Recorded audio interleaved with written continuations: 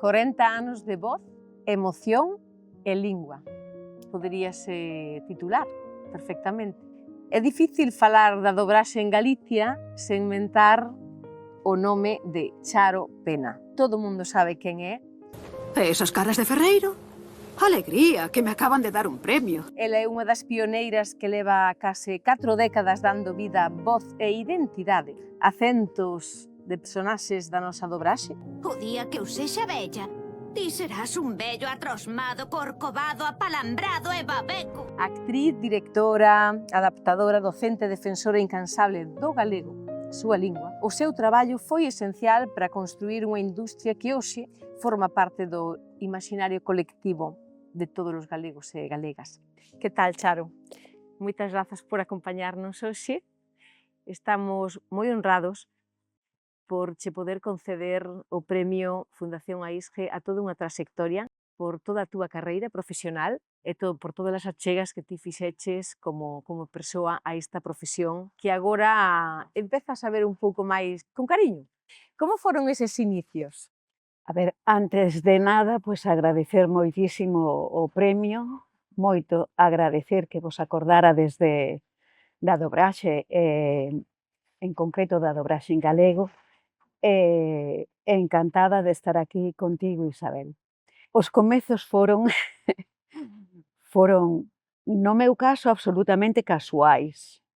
Eu estaba dedicada a outra cousa, ia por outro camiño, polo camiño da medicina, e un irmán meu comentoume que vira un anuncio nun xornal onde pedían xente que soubese falar galego e que tivese dotes de interpretación, e como el sabía que eu estivera en grupos de teatro e facendo diferentes cousas, contoumo. E alá fun, máis que nada por ver que era e por ver que pasaba, non porque eu coñecera nin o medio, nin a profesión, nin nada. Así que foi absolutamente casual. Asistín a esa chamada, escolléronme ao mesmo tempo que a moitísima outra xente, moitas outras persoas, e déronnos un curso para aprender a dobrar, o básico, digamos. A xente que nolo deu era xente de Madrid e de Barcelona, moi bons profesionais. Eu teño un recordo especial de Marta García, que faleceu hai uns anos, e que foi a miña primeira profesora de dobraxe. E despois, pois, o tempo xa foi levándonos por un camiño, por outro camiño, ata chegar hoxe aquí. Foi absolutamente emocionante, e bonito, moi bonito.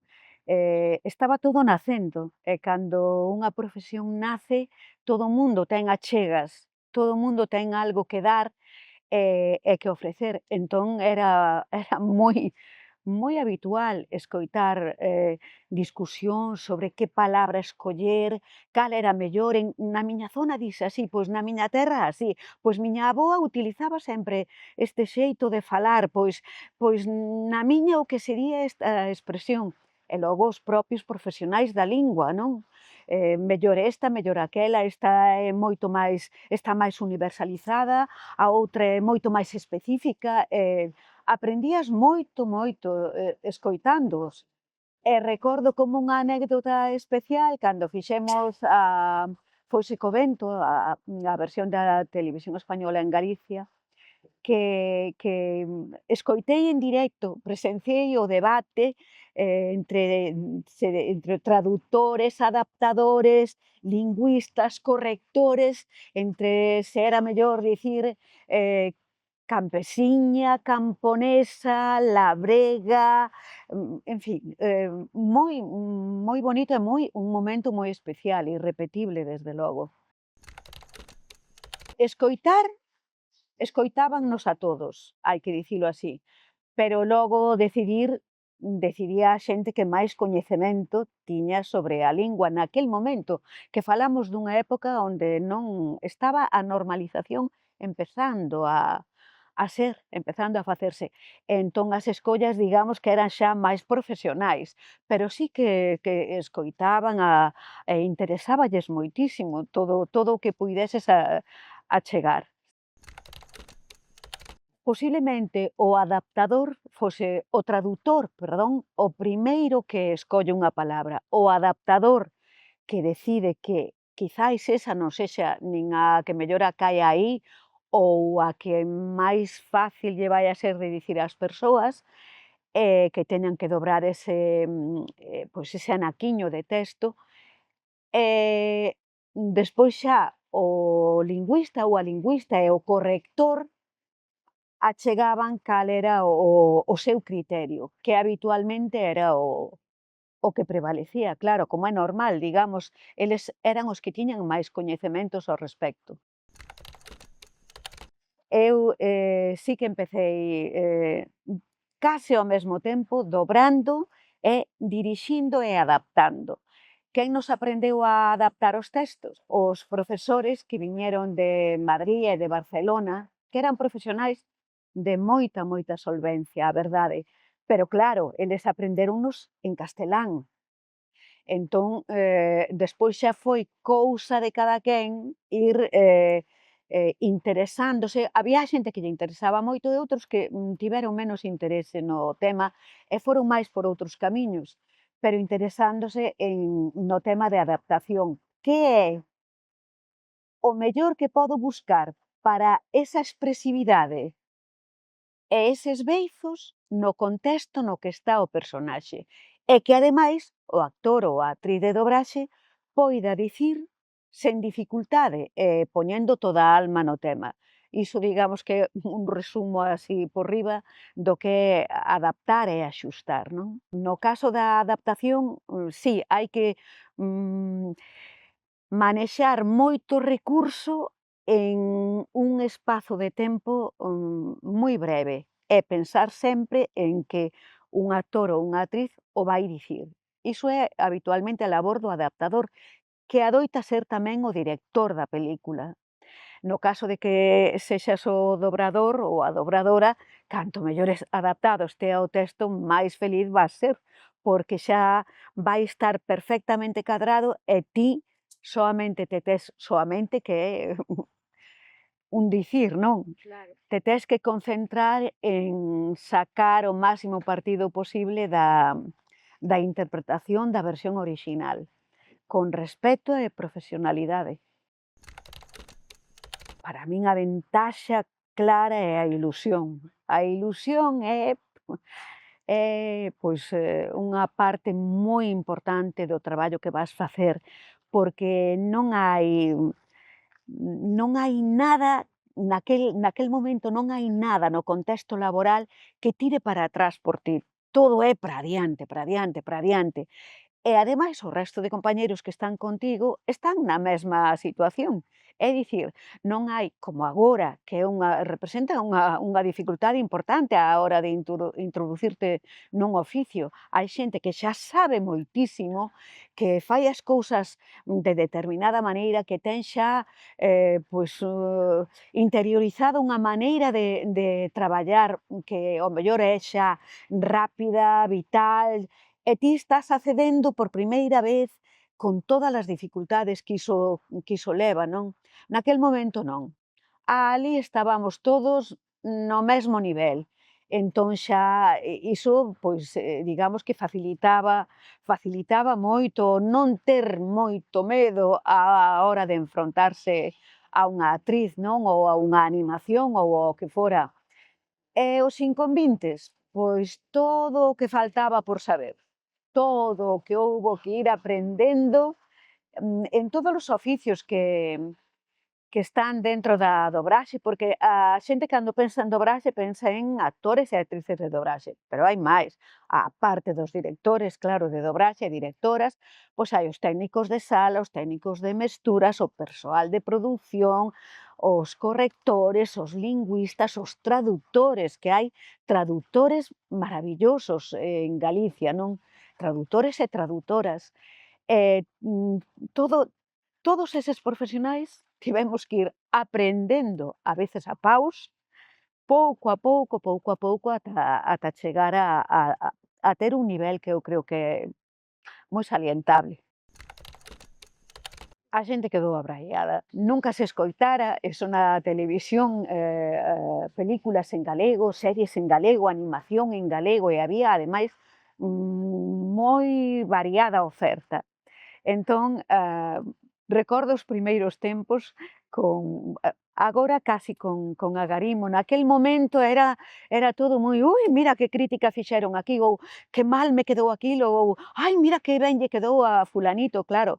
É difícil tamén ser moi negativo contigo mesmo cando estás empezando, non? A xente, desde facer chanzas a todas horas, recordo frases que despois se fixeron moi famosas, non? Como a de "Estás bébeda, Suelen". Facer moita chanza, a dicir cousas do tipo de "pero como están falando en galego? Se viven en Dallas, en Estados Unidos". Ou "por que dicides palabras tan mal soantes nas películas en galego, nas de castelán non o din así", ou traducen de outra maneira. A ver, naquel momento tamén era un pouco descoñecemento do que pasaba en realidade. Hoxe, moita xente xa sabe que a dobraxe non é outra cousa máis que unha tradución, e que alguén que vive en Dallas fale en galego é, pois, unha convención artística como é que fale en castelán ou que fale en francés. E que ningún tradutor co profesionais que son, ademais, vai introducir palabras malsoantes nunha tradución se non están na versión orixinal. Pero naquel momento parecía que todo era como criticable e mesmo menosprezar, non, o que se facía en comparación con outras linguas. Todo iso foi pasando o tempo, foron pasando moitas cousas, foise establecendo a profesión e foi quedando xa como unha anécdota da prehistoria, da dobraxe. "Estás bébeda, Suelen", que esa, houbo moita risa con iso. Ou, por exemplo, a de "a rañala, a rapariga", que creo que dicía Schwarzenegger. Ou en animación as de Shin-chan, a de "Shinosuke", ou "ves, teu pai trae unha boa lascarda". Son moitas cousas que ou "cuíño, cuíño, cuíño", de Shinosuke, mira que o temos oído centos de veces dicir a nenos, non? No seu momento fixeron provocaron moitas risas. Hoxe xa son casi un recoñecemento, de verdade, á profesión.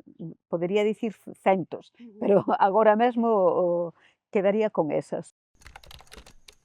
Sí que é verdade que houbo moito esforzo por parte dos profesionais, moito, desde esmerarse moitísimo en aprender, en dominar o idioma, en traballar nel, eu recoñezo que admiraba pois algúns compañeiros e compañeiras que tanto traballaron por mellorar un idioma do que non dispoñían de gran capacidade nel cando empezaron a traballar. Iso creo que é salientable e conseguir como conseguiron eh, pois traballos excelentes ao longo do tempo e permanencia na profesión. Non foi doado, pero hai outros adxectivos que podemos dicir que sí que foi divertido, foi apaixonante, foi creativo, foi moitas cousas. Doado non. Non, porque cando ti partes de cero, mal. Cando tes que empezar a base de erro, acerto, ir cambiando e modificando cousas, iso é duro. Agora velo desde a distancia todo parece moi bo, pero resulta duro. E despois, como todas as profesións actorais, ben sabes, é competitiva, o traballo en moitos momentos foi moi abundante, todo o mundo tiña traballo, pero noutros momentos foi moi pouco, escaseou moito, foron épocas moi duras. Para iso foi bo o de empezarmos xuntos, porque aprendemos todos a valorar a opinión do outro. Non foi aquilo de chego a un sitio onde, bueno, o que opina aquel, pois tanto me ten, porque eu teño o meu estatus, eu teño... Non, non, non. No caso da dobraxe non foi así. E foi nese aspecto moi boa a aprendizaxe, moi boa.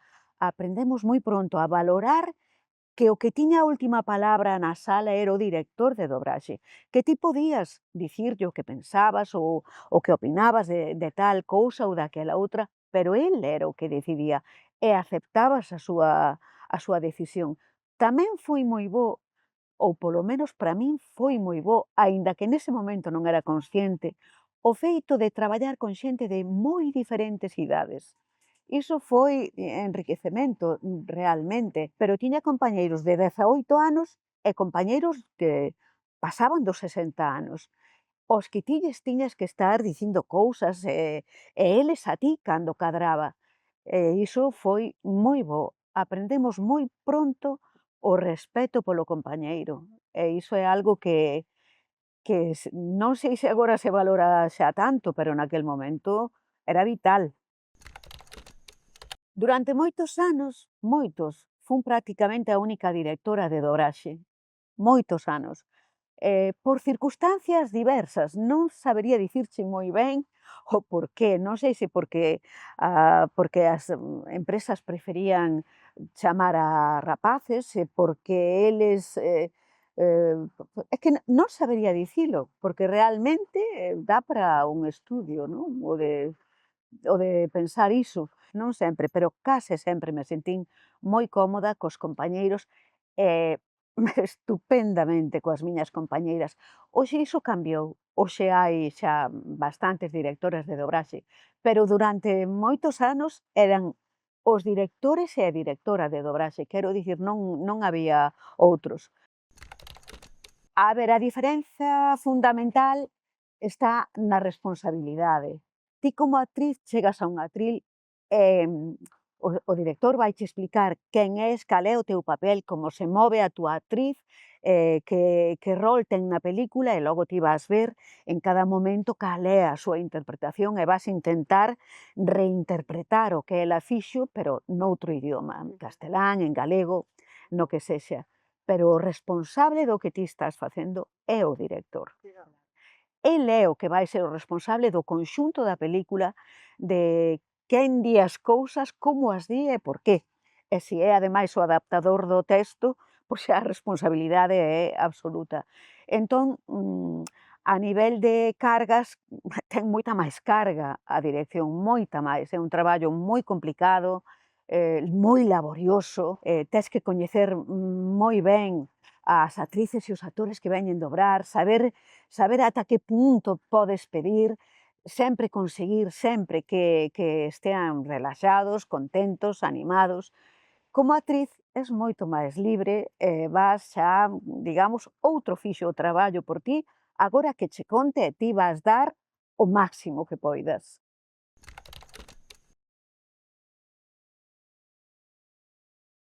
A ver, rir, divertirme, pasalo moi ben con Misae, coa nai de Shin-chan.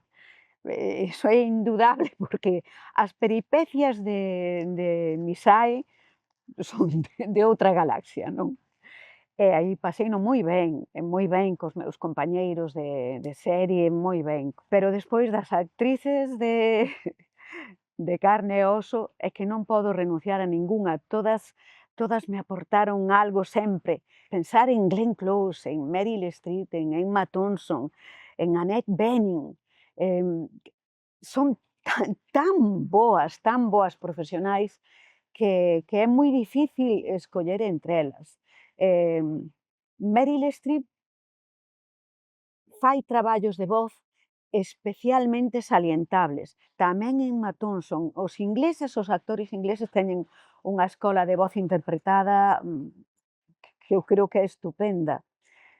Poden facer desde a hipervocalización a ningunha vocalización, a un acento, a outro acento, agudos, graves, utilizan os rexistros dunha maneira espectacular entón, en volume, son realmente moi bons. Meryl, ademais, é especialista en facer traballos de voz impresionantes, non? Por exemplo, no caso de Memorias de África, que a dobramos non hai tanto tempo, ela empeza narrando a súa historia, pero aí xa é unha muller maior.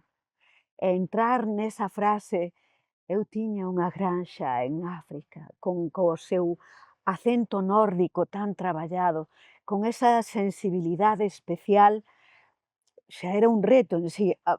Todas elas, quero dicir, cando ti, eu sempre o digo medio en broma, pero en serio, cando ti tes fronte a ti unha actriz ou un actor tan bo, o primeiro que pensas ou que tes que pensar é: non vou procurar por todos os medios que teña non estragar o que el fixo.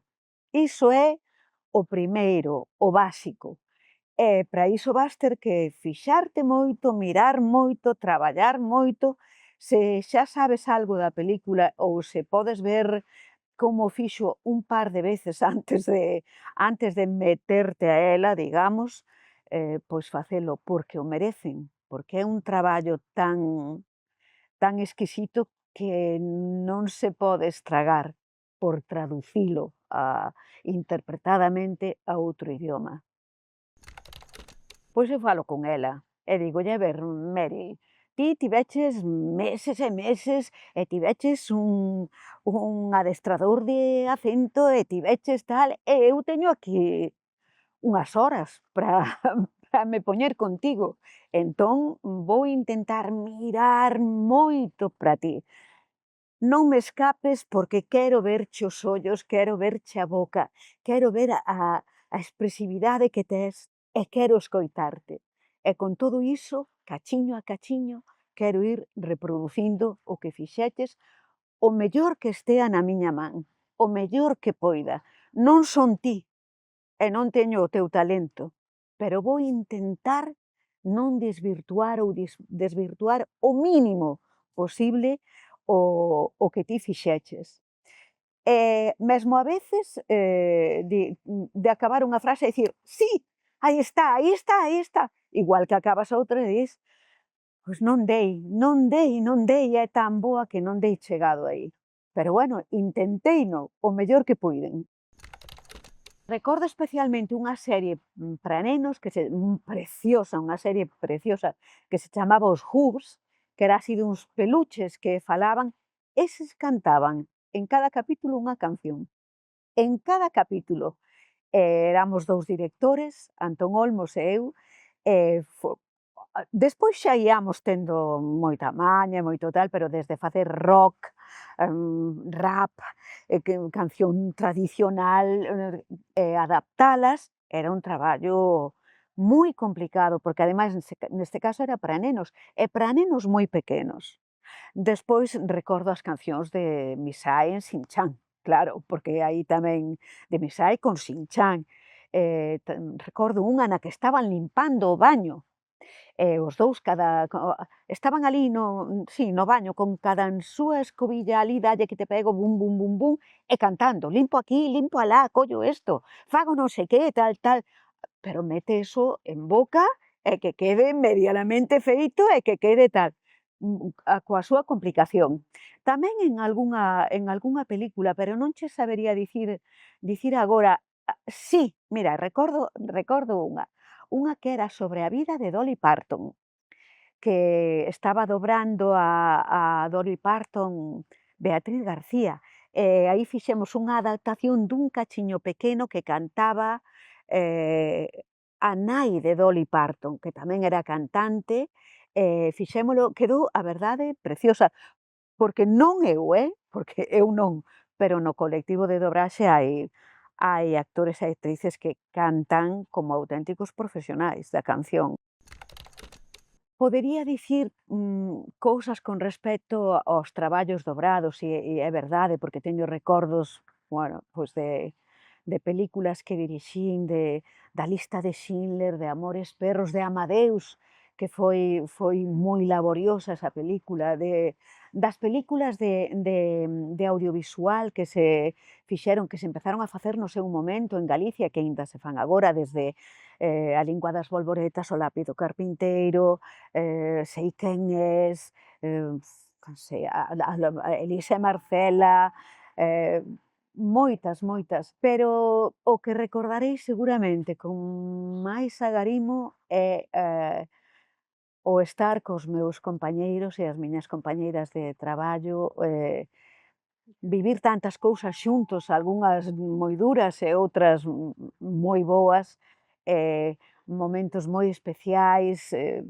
nas salas de dobraxe, aprendendo.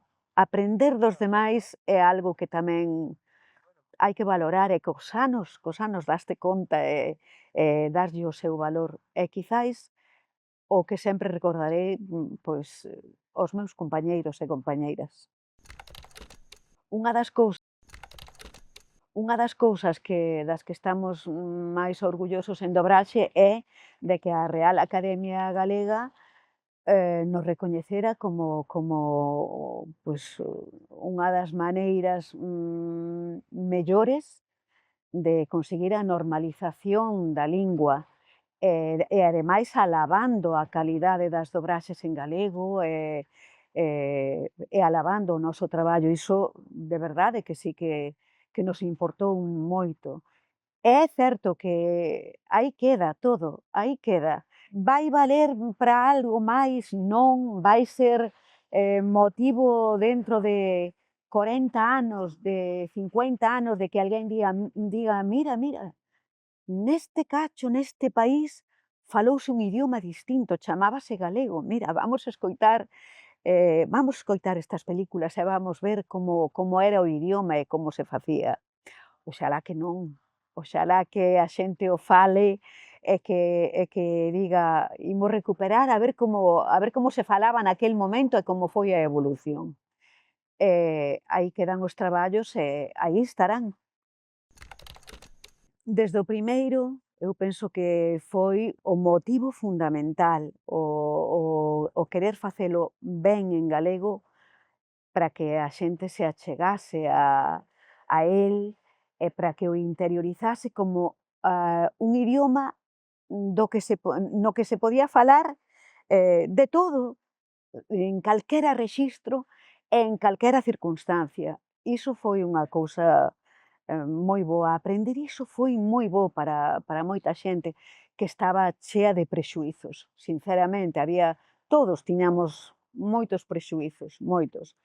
E iso foi algo que nós valoramos e que ao mellor no seu momento non se valorou como era debido, que tardou moito tempo en dárselle ese recoñecemento, non? Se con iso se conseguiu que un neno ou unha nena, un rapaz, diga, pois eu vou falar galego. Eu sempre lles digo, adiante, adiante, e non te preocupes, que non sexa a túa preocupación primeira, é que igual o falo mal, porque son neofalante, porque non tiven referencias na casa, nin na miña volta non había ninguén que o falaba, non importa, ti lánzate, vaino falando, xa verás como pouco a pouco vas ir mellorando. E se tes a sorte de coñecer a alguén que o fale, achégate como digo eu, arrímate a esa boa sombra e vas ir aprendendo pouco a pouco e vas mellorar día a día. Se conseguimos iso, xa está, o traballo xa tivo o seu valor. Eu sempre estarei moi agradecida dos anos que pasei na infancia en Tabeirós, que é a miña aldea. Sempre estarei agradecida de escoitar tanto como escoitei a xente falar, contar, e cantar, e dicir continuamente cousas ao meu redor.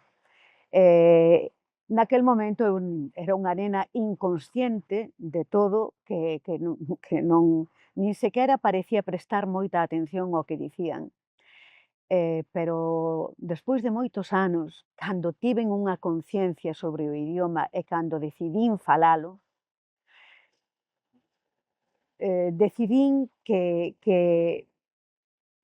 había de dedicar moita parte do meu espírito a transmitir a idea de que temos unha riqueza ao ter un idioma propio, un idioma de noso, que non tería perdón que deixásemos morrer. E con iso é co que eu quero quedar. Non teríamos perdón como galegos se deixásemos morrer o noso idioma.